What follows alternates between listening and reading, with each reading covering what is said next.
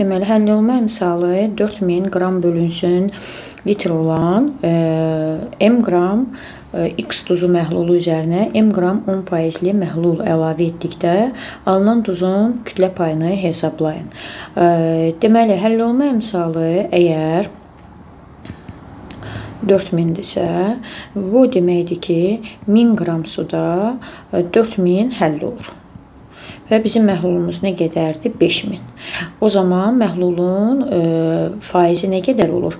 Omega faiz bərabərdir 4000 vurmaq 100 bölmək 5000. Və bunlar da ixtisar gedəndən sonra 400-ü böləndə 5-ə 20%li məhlul alınır. İndi deməli, daha doğrusu 80%li məhlul alınır. İndi bizim əlimizdə m qram var 80%li məhlul və m qram var 10%li məhlul. Kütlələr eynidir. O zaman bu məhlulları qarışdırdıqda bizim alınan faizimiz olacaq. Deməli, kütlələr eyni olanda eyni bir maddənin eyni kütləli müxtəlif faizli məhlulların toplayanda 10 plus 80 bölmək 2 bu da eləyəcək 45 faizli. Növbəti sualımıza hidrogenə görə nisbi sıxlığı 18 olan eyni mol miqdarında götürülmüş. Əgər hidrogenə görə nisbi sıxlıq 18-ə bərabərdirsə, deməli bu qazların M ortasını hazırlayıb 2-yə bölüblər və olub 18. Və deməli onda M orta burada 36 imiş. Deməli, indi alkan və alken qarışığını bromlu sudan keçirdikdə qabın kütləsi 56 qram artır, qalan qaz qarışığını yandırdıqda 6 mol karbon dioksid alınır. Əgər biz fikirləşsək ki, CN, H2-in 14-in bərabərdir 56, M buradan 4-ə bərabər çıxardı. C4, H8 bəli qazdır. Amma qalan qaz qarışığını yandırdıqda 6 mol karbon qazı çıxırsa, buradan C6, H14 eləməliydik ki, bu da adi şəraitdə qaz halında deyil. Ona görə də biz deməli nəzərə alsaq ki, burada 2 mol etilen var. C2, H4. Bunun nisbi molekul kütləsi 28-dir. O zaman mənim götürdüyüm 3 molda alkan olsa ki, daha doğrusu 2 molda alkan olsa, 6 mol karbon qazı verirsə mənə, bu olar C3H6, C3H8 daha doğrusu, C3H8-in də nisbi molekul kütləsi eləyəcək 44. Bəli, onlardan orta molyar kütlə 36 mümkündür yaratmaq. Çünki 28 36-dan böyük, 44 36-dan kiçik. Hər ikisi eyni mol miqdarında, 2 mol oldan da, əgər biz bunu bromlu sudan keçirsək, bromlu suyun kütləsi 56 qram artar alkenin hesabına və yanandıranda da karbon deməli C3H8-də yanar. Cavabımız B variantı. Gəlin növbəti sualımıza. Hansı maddələr butin 1, butin 2 ilə reaksiya edib 1-in 1-ə nisbətdə girdikdə eyni maddələr alınır? CH, C, CH2, CH3, bu mənim butin 1-im. CH3, C, 3 qat rabitə, C, CH3. Bu da butin 2. Mən bura H xlor gəlsəm, hidrogen istənilən birinə, xlor da istənilən birinə birləşəcək və alınacaq deməli CH 2 qat rabitə, C xlor, CH3. Bu olacaq mənim 2 xlor, butin, 2 xlor, butin 2. İndi mən bura 1-in 1-ə nisbətdə gətirim, butin 1-ə də H xlor birləşdirim. Bu olacaq CH2, 2 qat rabitə, C xlor, CH2, CH3. Bu da olacaq mənim 2 xlor, butin 2. Sonra mən əgər bura xlor da birləşdirsəm, yenə də xlor birləşdirsəm, birinci halda 1,2 dixlor buten 1 alınacaq. Bu birisində isə deməli 2,3 dixlor buten 2 alınacaq. Amma su ilə reaksiyaya baxsaq, CH, CH2, CH3. Biz bura su ilə təsir eləsək, deməli, burada alınacaq CH3, C, 2 qat rabitə, CH2, CH3. Yəni butanon 2 deyə bilmirəm. Daha doğrusu butanon 2, butanon 3 deyə bilmirəm. Çünki butaninin sinif daxili izomeri yoxdur. Eyni zamanda CH3, C, 3 qat rabitə, CH3. Üstə gəlmə yenə də su yazsam, yenə də mənim hidrogenim birinə birləşəcək. CH2, C, CH3 və bu maddə ilə bu maddə faktiki olaraq eynidir. Deməli, cavabımız yalnız 3B variantı. Polimerin kütləsini hesablayın. Deməli, polimerimizi yazdıq. M-mol alınmalıdır nə? Polipropilen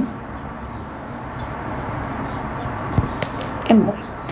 Deməli, əgər 1 mol götürmüş olsaydıq, burada 10 dənə hibrid orbitalım var idi və mənim hibrid orbitalım hardan 10 oldu? sp2, sp2, sp3 toplayanda 3, 3, 6, 10, 3, 3, bunlar 6, bir də 4, 10. Burada isə hamısı sp3 hibrid halındadır. 12. Deməli, və 2-də nə qədər artım var? 2 mol artım var. Yəni, 20% artım var. Deməli, mənim əgər 500 molum hamısı çevrilsəydi, 100% çıxım olacaqdı və hibrid orbitalımın sayı 20% artmış olardı. 20% artım, bu mənim o deməkdir ki, hibrid orbitallarımın hamısı keçib. Amma 16% artım var. Bu nə qədər çıxım deməkdir? X, deməli, x də bərabərdir 16 vurmaq 100 bölmək 20. Bu elədir, deməli,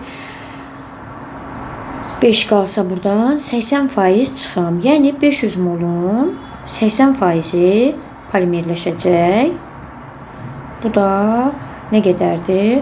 400 mol propilenin polimerləşməsi deməkdir.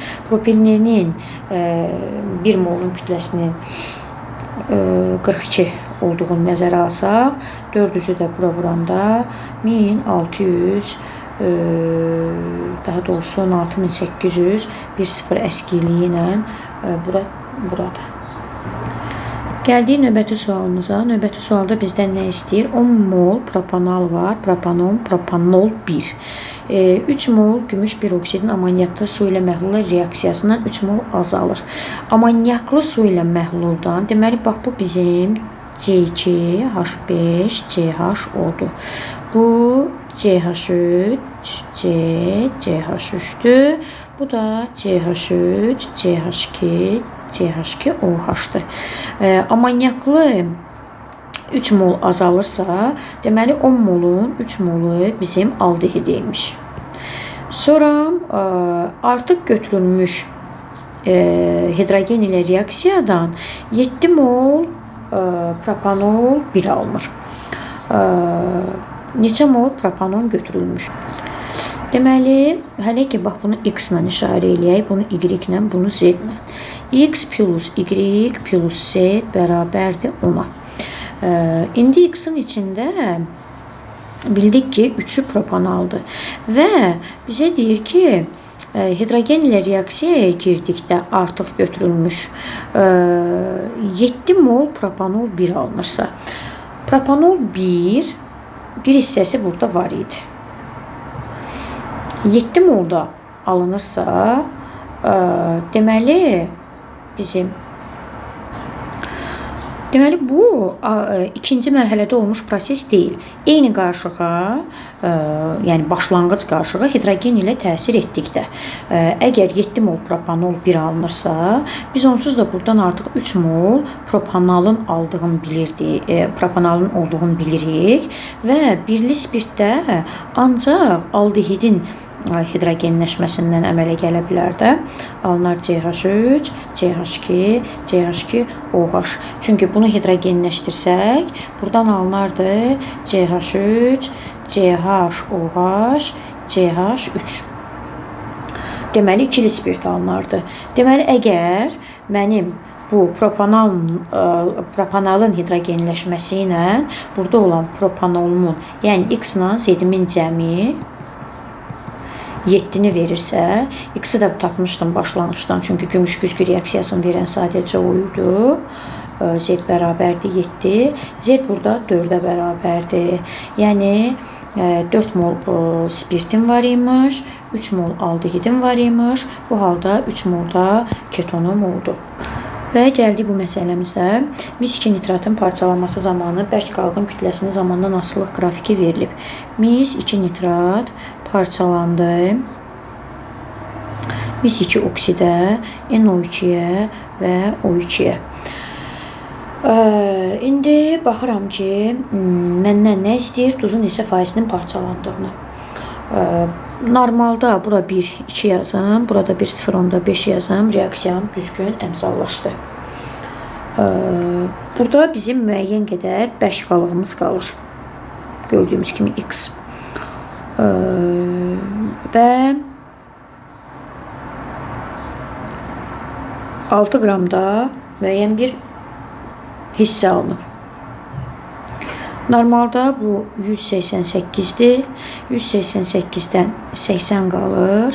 Buradan deməli 96, 92 daha doğrusu. Bu da 16. İndi bərk qalığın kütləsinin zamandan asılılıq qrafiki verilib. Deməli, indi bizə bərk qalıq dediyinə görə, deməli, bu alınan mis-2 oksiddir. Nə qədər mis-2 nitrat parçalanar? X bərabərdir. 6-nı vurum 188-ə bölüm 80-ə. Deməli, 6-nı vurdum 188-ə böldüm 80-ə. Bu elədir 14,1 qram. Bu parçalanan mis-2 nitratın kütləsidir. İndi mən hesablayım nəyi, neçə faiz çıxımım və nə qədər qalıb. 188, daha doğrusu 18,8-dən 14,1-i çıxsam, deməli 4,7 qramım qalar. Deməli, bax, bu bizim 4,7 qram X-dir. Deməli, və faizi də tapsam ki, 18,8-in hamısı parçalansaydı olardı 100%. 14,1-i parçalanıb X faiz. Bu da oldu 14,1 bölmək 18,8, 75% B var. Və gəldik keçənki sertifikasiyanın ən mübahisəli sualına. Özüm bunu sona saxlamışdım. Sualda bizdən nə istəyir? A qram natrium, B qram mis ilə qatı nitrat turşu ilə reaksiyaya daxil olduqda sərf olunan turşunun 25% reduksiya olunarsa A, B nisbətini hesablayın. Məsələnin ən böyük problemi sərf olunan turşunun mol miqdarının yoxsa kütləsinin 25% olduğu verilməyib. Ən böyük sərf budur və ona görə də məsələnin həlli çox uzun vaxt, belə deyim, yanıldıcı yerlərə gedirdi. İndi biz fikirləşək ki, yəni orada da ən son anda variantı oldu ki, fikirləşək ki, bu mol miqdarıdır. Natriumun qatı sulfat turşusu, nitrat turşusu ilə reaksiyasını yazsam, alınacaq natrium nitrat, N2O və su. Əmsallaşdıranda bura bir 10 düşür, çünki bura bir 8 düşür, burada bir 8 düşür və burada bir 5 düşür. Sonra eyni zamanda misin qatı nitrat turşusu ilə reaksiyasını yazıram. Alındı mis 2 nitrat və NO2, bir də su. Əmsallaşdıranda bura 1, 2 düşdü, burada 1, 4 düşdü. Deməli, normalda 8 mol, hələ ki molla işləyirəm sadəcə, 8 mol natrium 10 mol nitrat turşusu ilə reaksiyaya girir və 2 molu nitrat turşusunun reduksiya olur. İndi mən bura bir X yazsam, məsələn, nitrat turşusunun molu necə tapacam ki, nə qədər olub? X-i vuracam 10-a, böləcəm 8-ə, bu eləyəcək 1,25X. Və götürülən turşuda gördüyümüz kimi natriumun molundan 4 dəfə az da mənim reduksiya olunan azot atomlarımın sayıdır. Və yaxud buradan ondan. Deməli 0,25X da oldu mənim natriumlarım, reduksiya olunan azotun sayı. İndi gəldik burada. Yenə də 1 molu ilə 4 mol turşu reaksiyaya girir. 2 molu bunun reduksiya olunur. Y mol götürsəm 4Y turşu reaksiyaya girəcək və 2Y də NO2 reduksiya olunmuş olacaq. Deməli mənim turşum nə qədər sərf olundu? 1,25X üstə gəlmək 4Y. Bu turşunun 100%-idir. Bununla reduksiyasına nə qədər alınıb? 0,25X bir reduksiya olub, 2Y-də 1, bu da 25%-idir götürülən turşunun. 100 ilə 25 ixtisar getdi, qaldı 4 və 4-ü bu ifadəyə vursam, bu oldu. Deməli, X üstə gəlmək 8Y bərabərdir, 1,25X, yəni çarpaz vurdum da 4-ü bura vurdum. Oldu 4Y. Deməli, mən Y-i keçirdirəm bu tərəfə, oldu 4Y, X-i də bu tərəfə 0,25X, X bərabərdir 8Y-ə. 8 yox, daha doğrusu 16Y-ə. Bir də aha, indi davamına baxırıq. Deməli, natriumla misin kütlələrinin nisbəti. Nə qədər mənim natriumum reaksiyaya girib? X mol. 1 molunun kütlə, deməli A bölmək B bərabərdir. 1 molunun kütləsi nə qədərdir? 23. X molun kütləsi olacaq 23X. Misin də 1 molunun kütləsi 64. Y molunun kütləsi olacaq 64Y. X-in yerinə gətirib qoyuram 23 vurmaq 16Y bölmək 64Y. Y-lər buradan ixtisar getdi 4. Bu da oldu 5,75. Təkrar edirəm. Burada məsələdə çatışmayan cəhət turşunun kütləcə yoxsa molca 25% reduksiya olunduğu verilməyib. Ona görə bir də məsələnin şərtində verilməyib ki, bu natriumla mis eyni qabdadır, yoxsa müxtəlif qablarda. Bu da məsələnin şərtin kifayət qədər dəyişən bir şeydir.